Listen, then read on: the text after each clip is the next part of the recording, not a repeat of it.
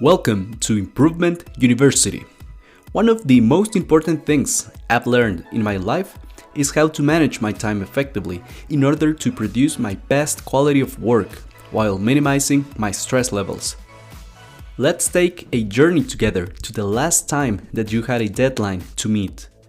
You probably wasted time at the beginning because you procrastinated on the task because there were more interesting things to do at the beginning than working.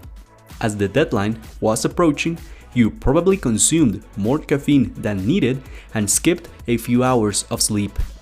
We all know this strategy makes us feel irritated because we are wasting time and we are stressing ourselves by consuming too much caffeine and not sleeping enough. I used to do this exactly as I described it, until I found the Pomodoro technique. Thanks to it, I'm able to enjoy my favorite distractions while I'm working. I'm able to listen to my favorite music, check out social media, and even play video games while I'm working. With the Pomodoro technique, your work schedule is limited to a certain amount of time, after which you have a little break to do whatever you want before returning to work again. I apply the Pomodoro technique every day and every time I am working. It feels amazing to be productive without feeling burnout, while at the same time being able to enjoy the activities that I like the most without feeling deprived. You can do exactly the same, and you can feel proud about yourself by finishing your work while enjoying your favorite activities. Let me tell you a story to show you how I use the Pomodoro technique in my everyday life and how you can implement it in yours.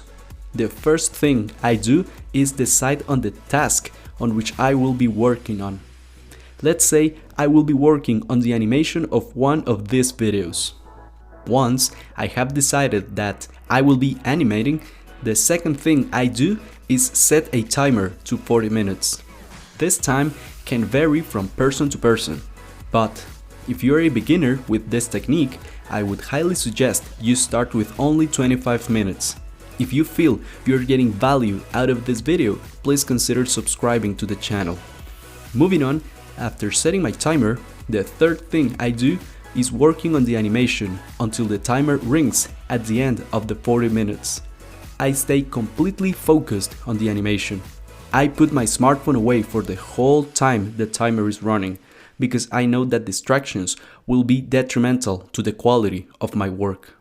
When the timer rings, the fourth thing I do is put a check mark on a piece of paper, and I take a 5-minute break from the animation. I usually use this time to check my phone, and then I will listen to one of my favorite songs to keep my mood and energy elevated, or I will go to the kitchen to get a glass of water to refresh myself. After the 5-minute break has finished, the fifth thing I do is set the timer again to 40 minutes, and I will resume working on the animation with renewed energy.